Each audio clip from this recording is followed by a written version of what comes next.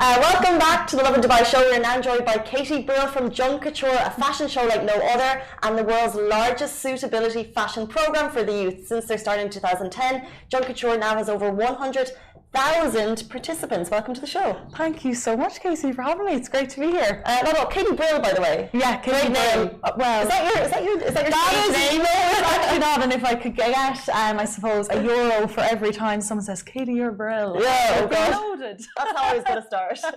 The Brill. Yeah, no, we leave that there. So not a stage. Okay. So Kouture is really, really cool, and we're going to have a little bit of modelling very shortly, so stay tuned. But give people an idea of what it is and how it's grown so big. Yeah, of course. So Kouture is a platform for youth creative expression, and really what we do is we have launched this program in secondary schools throughout several locations, with the UAE being one of them, and we've been in Ireland for 11 years now. I actually took part myself back in 2012. And we challenge students to create wearable couture out of nothing but 100% recycled materials. So with that being said, our goal really is to empower these students to, look at their creativity and look at sustainability and feel empowered to express themselves creatively. And it's really, really important to us. And after going through it myself and being involved in the community for nearly 10 years now, I can most definitely say it's totally empowered me creatively, and also through educating me about sustainability. I wouldn't have known about the term as such, and it's empowered me to do it in a fun way and to look at waste in a new light, and I think that's really, really special. 100%. That's so interesting that you talk about. Katie and I are both from Ireland, and I actually did something with recycled fashion, like it would have been about that long ago. So take us back. That's great. Did you know then? Had you any idea that you would be involved, and what did you make back then in 2012? Yes, so that was in 2012. It was the second year Kouture had launched in the northwest of Ireland. And in the first year, there was only 200 entrants, would you believe? And like you said, it's grown so much. Yeah, we have now had over 100,000 participants. We've launched globally as well, which is huge. So in 2012, for me personally, I wasn't really sporty in school, and I felt like I just didn't have this sense of community, to have peers that were like-minded to me. And I was a science kid, but I was also creative. I was in the art department, and when I came across Kouture, I was like, what even is this? This is crazy. And a local juice bar had opened up in my area, and I just saw them emptying the machine of oranges, and they were putting in a bucket and putting underneath like this counter. And I go, sorry, can I ask where they go? And she goes, oh yeah, they just get picked up. And I go, but this is the whole problem with waste. We see waste, we put it away, and it's someone else's problem. We don't actually, that full circularity, where does the waste go? It's someone else's problem. But for Kouture is tapping into that and asking students to look at waste as a raw material for something new, and that not all waste has to be discarded. So I thought, okay, come on, let's enter Kouture for the crack. Let's have a bit of fun here. Yeah. Got 2 friends involved, and we decided to make leather out of orange peel. Dried it out, sewed it together, and we made a garment. Cool. Yeah, and we waded all the way to the grand final. I actually won the Glamour Award in the Western region. So part of Kouture, there's loads of awards up for grabs. There's bursaries to study fashion design.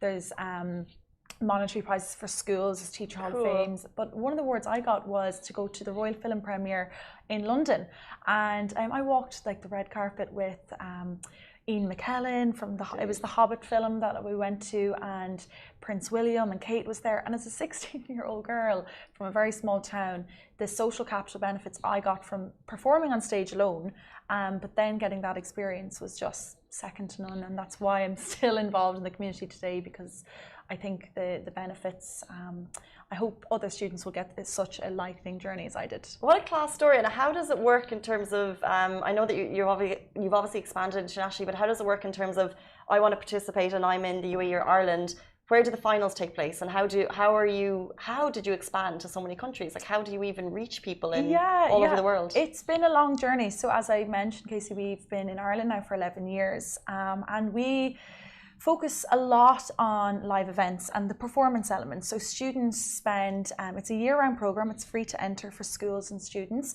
They spend the guts of several months creating these sustainable garments, and what happens is that all culminates in these grand finals within their country, where they get to perform in front of their family, their friends, their peers, and they get to tell the inspiring stories behind their designs as well. Fun. Yeah, and in Ireland, it's in 3 Arena. There's 5,000 audience members. It's huge for these kids. And what happened then was obviously COVID hit, as we all know, and the pandemic then was really utilised as a liberator for Young Kouture as we took a step back and asked ourselves, where do we see this brand going? And for us, it has always been about empowering youth. And we thought, well, we're in over 56% of secondary schools now in Ireland. We have to bring this to other countries. And we found out that there was an appetite for it in the UK whilst doing some market research. And we started speaking to some teachers within the UAE, in France, in Italy, and in New York as well. And found out they were like, yes, bring this, tell us more. So we facilitated webinars, as we could only do via Zoom and your Teams. And all of a sudden they were like, sign us up. And we thought, oh my God, this is happening. So we had a global rollout plan, and here we are in September, and we've officially launched in all those locations I just said. And that's why I'm in Dubai. I've been here now for 3 weeks. I have launched in both Dubai and Abu Dhabi. We've several schools signed up. So what I did was I flew over loads of past designs, and we got the kids of the UAE involved wearing them, and brought their parents and their principals along, and they absolutely love it. And that's what we're here trying to do, is spreading our message about the importance of enriching and empowering the lives of young people through creativity and sustainability. And yeah, that's what we want to keep doing. It's just non-stop, because we were meant to have this interview previously, and then you're like, well, I'm jetting off to New York. I know. It was over there. It's just I'm amazing. so sorry, by the way, not but at that all. was just totally last minute. We were Climate Week NYC's Sustainable Living partner. And all of a sudden, it was just more activations we were invited to, and we realized that we needed more hands on the ground. And I just was like, oh, guys, can I postpone? 100%. I'll go with you. Yeah, absolutely. But now that you're expanding into all these different cities, do you see the creations that they're creating representing, let's say, different environmental issues that you might see in that country? Absolutely, and different cultures as well, which is amazing. And we've had designs. Last year we had the Warrior team who really played on the inspiration and the story of his culture in the Congo. And I loved that, because he then told that through the headpiece of his design, which was used from which was created using single-use plastic spoons, his makeup, stage makeup, and also the performance. And that's what I'm really excited about being here in the UAE, because it's so culturally rich. And I'm so excited. All the students I've met already from all these different backgrounds is really exciting. I think it's going to be an absolute fantastic showcase when we do have our UAE city final next year. Okay. And then what's really exciting then is that by September 2022, and Casey, I can't tell you the location just yet, we are announcing that in a couple of weeks, we will have the top designers from the UAE compete in a world final in September 22 against their peers from all the other countries. And they'll all be invited to travel? Yes. Oh, so exciting. you can imagine when all those cultures come together and all of the different stories and the touch points that they want to tell through their sustainable design, it'd be really exciting. And last year several stories I saw was plastic pollution. So we have a purposeful plastic award this year that will be awarded to the individual designer or design team that create a design using plastic, so that are really innovative. And I think about plastic, it's not just plastic bottles, it's not just plastic bags, polyester in your clothes, so upcycling your garments, that's all plastic as well. And we also have habitat loss is a big one, so like your bushfires in Australia, that was a lot of inspiration for last year's creations. And we've also had the fast fashion industry, of course. It's the second 100%. largest polluter in the world, so lots of students play on them, and it's crazy to see the different materials being used and how fashion can be created out of them. Speaking of something interesting, you've brought one with you today. I have. We were hoping to get a model, but she's not modeling. Do you want me to show? Yes, yeah, 100%. So we have one creation with us today, and this is an entire piece. This is an entire piece. So as you'll see, Casey, there's several sections to it. It's huge, but I can send you a photograph. You can show it on your social media. So if this you would want. be that is the shawl. Shawl. And if any of our viewers can guess what it's made from. Okay, so luckily we have Simran here. Who's going to model. Come here. Are you going to put it on, or should I put it on? I'll help you. There's several sections to it, guys. So we have time. We have nothing but time. So we put this on first. Now there's a massive headpiece to this as well, so maybe step into that. And these are I'm gonna move my created heels from... Oh. So that just goes on like that. You step into it. These are gloves. Fabulous. That's just a sample piece. And this would have been from another year. This was a winner in 2014, I believe. But the headpiece of this is like truly amazing. Is it so dressed, right? Yeah, this is the dress. So that's the slit at the front. Okay. This is, by the way, how long would this have taken? Well, you can only imagine this was Like months and months of work. Months and months of work. And a team, or is it individual, or is it Yeah, teams? so students can enter as either an individual, so it's 13 to 18-year-olds, and they can That's enter nice. as either an individual or in a team of 3 people. So as you see here, this kind of shows where it stemmed from. So it was women's stockings that were torn, that were discarded, they're no longer fit for purpose. So look. So this is where it stemmed from, where they're all ripped into pieces and they begin to weave and crochet the entire design. But like, look at the flowers here on this belt they've created. Here's this. So that goes, The hands? that goes here. Okay. Simran is rocking this dress, by the way. This So goes well over here. made. Can you imagine this is all made from stockings? So that would just sit on your shoulders. So it would be like a bare shoulders. Wow. These look up your hands. This is your belt. Hands, case. Welcome. It doesn't even smell like stockings. No, well, this is quite old.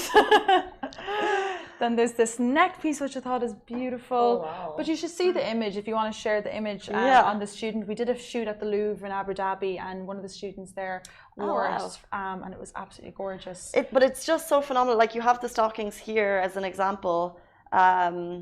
First of all, how they managed to find so many. Exactly. So it's use months materials. and months of collecting them. It's going to family, friends, neighbours, local communities. And even like the breakdown of colours here, like it really is like, even, I don't know if you'll be able to see how incredible it is from far away, but like the way they've done it at the bottom is just so stunning. I feel like I'm in like Next in Fashion. I don't know where this goes. No, that's just a sample piece. That's just a sample.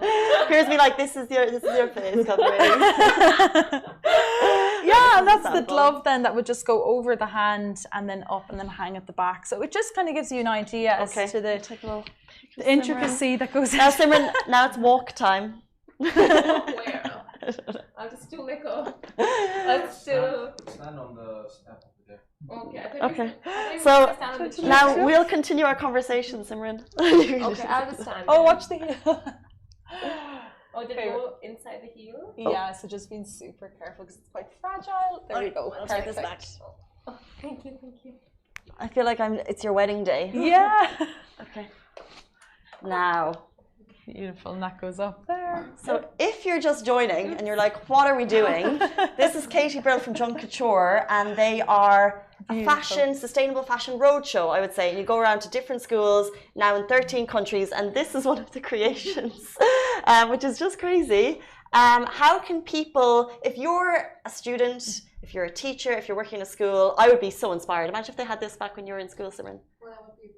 Because Simran loves fashion. Honestly, Cruella, they should have hired your whole team to dress up. That's it, and there's so much of that theatrical couture to it as well. So you see everything from quite wearable designs like that, right through to very theatrical designs that are really made for the likes of your Cruella de Vil films or Cirque du Soleil.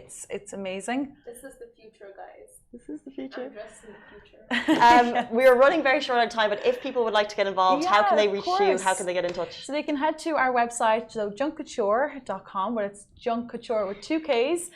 Or you can, if you are a teacher and educator looking to bring it to your school, please do send me an email. So it's katie@junkcouture.com, and follow us on our Instagram. Our Instagram is a great place of sources for inspiration and kind of a timeline as to how to get involved. So yeah. Amazing. We've released a demon. Yes, she won't take it off now. That'll be her for the day. Here the entire day. Thank you so much for bringing it in. Thank you so much for sharing the story. I feel like this would be something that lots of UAE schools would be very interested in. I think it's very, very fun. So thank you for bringing it to the UAE. Thank you for having me, guys. Oh. She's sung now. She's involved. Guys, that is it for us on the Lovin Dubai show. Later, 7:30 p.m. Please join us. The Expo 2020 opening ceremony is kicking off. We're going to be streaming it right here from the Lovin Dubai office, and it will be streamed at 430 locations across the UAE. Thank you, Katie Brill, for your time. So we're back with you later on, same time, same place. Bye-bye. Bye.